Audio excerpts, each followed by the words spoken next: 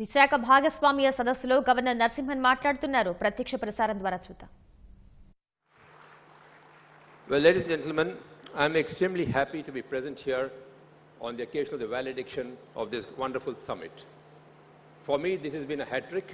The third time that I am coming into for this summit, and my relationship with Mr. Chandrababu Naidu, for your information, is now exactly 3 decades old.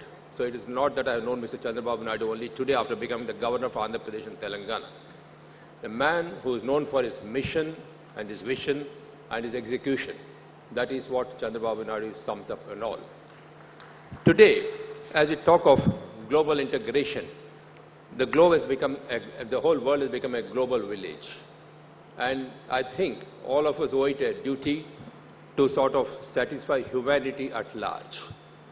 I think people's happiness is paramount today and nothing else. Business interests certainly, collaborations certainly, but I think the underlying emphasis should be on people's happiness, and that is why these summits, these various partnerships, these various signatures of various memorandum of understanding is all being done basically to bring about the people's happiness and increase their level of living. In fact, my dream is such partnerships and growth factors should result at some point of time, sooner than later, in the complete abolition of this terminology called below poverty line.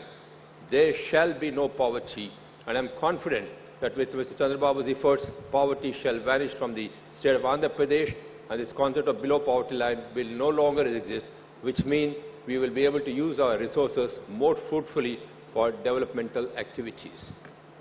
Ladies and gentlemen, the Honorable Prime Minister has given us his vision of New India 2022.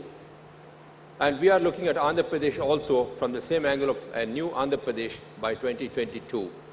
What does a new Andhra Pradesh really mean? And why is it that we are all requesting you to come and invest here in Andhra Pradesh? The basic requirement for anybody to come in is the infrastructure. When you look at infrastructure, we look at road connectivity. We have excellent road connectivity within the state. We have national highways. We're looking at rail connectivity. We're looking at airport connectivity, the port connectivity. We have the longest coastline available here. And we are also looking at inland waterways to be utilized for purpose of transportation. So that is where I find the infrastructure as far as the state of Andhra Pradesh is concerned. Here we have it laid out before you. The second most important aspect that one would look at is communication. Because ultimately, you will have to communicate with each other, and that is where I think we have the internet connectivity extremely well served in the state of Andhra Pradesh. And apart from internet connectivity, one of the things that must be worrying many of you is the security of communications.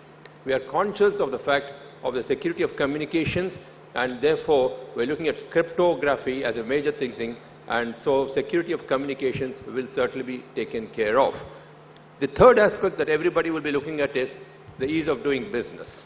How easy is it to really come into Andhra Pradesh and invest? When you look at ease of doing business, ladies and gentlemen, may I tell you, the state has figured at the #1 slot in the country in the ease of doing business. When I say ease of doing business, it is not just coming and investing. It is because it is apart from the ease of doing business, it is also the friendly nature of the people with whom you are transacting business. I think the friendliness is also very important because everything cannot be just business. Life cannot be a business, it cannot be commerce. Life has to be life because you are dealing basically with human beings, and you will realize that this is a state which is known for its friendliness.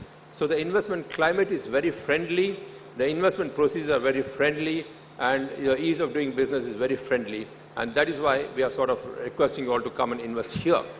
The fourth factor that one would look at is what is the security environment before you go in for an investment. Because every investor is going to ask this question, how secure is my investment? I, as the first citizen of the state, can assure you that this state is absolutely secure from all angles.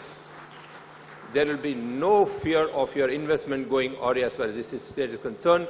In terms of security, I think we are right on top. The other factor that we're all looking at is the environmental factor. How good is the environment? The investment environment or also the overall environment. Greening is one of our major things because we are also well against pollution. So I will also request that any investment which comes into the state please keep the environment, let it be environment friendly, and let us sort of ensure that pollution is kept away from us. Yet another thing that one would look at is energy security. When you look at energy security, here we have it. We have energy available 24/7. We are not only looking at thermal energy, but we are also looking at alternate source of energy, solar energy. Solar energy is something in which we have gone in a very big way in the state, because that is one thing which is going to lose, because sunshine has benefited Andhra Pradesh. The sun always shines over this state, and that is one advantage that we'll have if we come in here in terms of solar energy. Then we look at other factors like what are all the prospects. The avenues are wide and large. You name it, and the avenues available for you, starting from aqua to physiculture to aquaculture to business environment to technology. Technology is one thing which I think is something the order of the day. Well, the other day I was reading somewhere that we're probably going to establish one of the biggest AI units in Amaravati.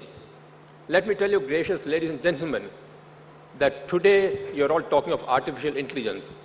We by nature, India by nature, has always had natural intelligence, much more than artificial intelligence. Today it is artificial, but we have known for our natural intelligence. And what is the robotics that we are talking about? Robotics is nothing but fast computing procedures. And let me tell you, ladies and gentlemen, that in our country, the computing capability of the human brain is much faster than probably a supercomputer in many cases. And our brain retention power. I mean, we're talking of artificial intelligence today. I mean, here are people who can probably recite, because over the years, it has been by word of mouth that the word knowledge has been transmitted in this country. And therefore, the concept of artificial intelligence and robotics is coming in is most welcome, and we will very happy. But while you are looking at technology, my only request is, there is probably an apprehension in some cases that technology is a substitute for human resources. I think that is an apprehension which is not probably born out of facts, but probably a certain imagination, and that I think we need to sort of allay to people, saying technology is more an add-on factor. It is a facilitator. It is something that is going to be a multiply factor and not a substitute.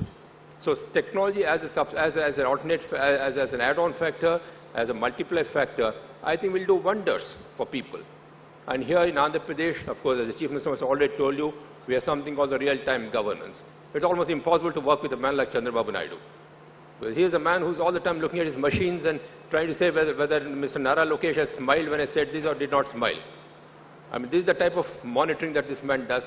I think in terms of monitoring, I think, sir, you should really be prosecuted, because you are monitoring my personal life also.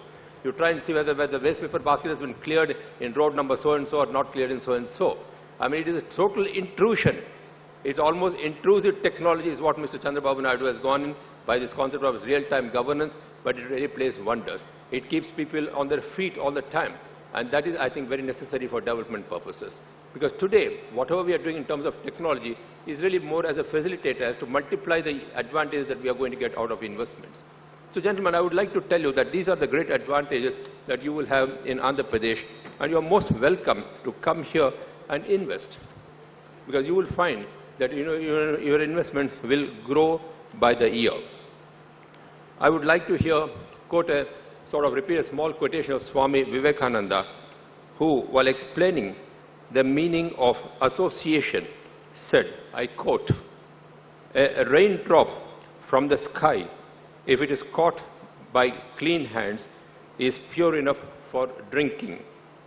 If it falls into other places, it goes into waste. If it falls on a hot surface, it will evaporate. If it falls on a lotus, it will sort of shine like a pearl. And finally, if it falls on an oyster, it becomes a pearl. The drop is the same, but it is the existence of association that matters. And that is where I think Andhra Pradesh comes in. Whatever you drop in here, ladies and gentlemen, let me tell you, it will become a pearl. It will not evaporate. It will not be just pure drinking water. And that is the greatness of Andhra Pradesh. And to conclude, I would like to say, देवियों सज्जनों, विकास का नारा आंध्र प्रदेश हमारा. धन्यवाद.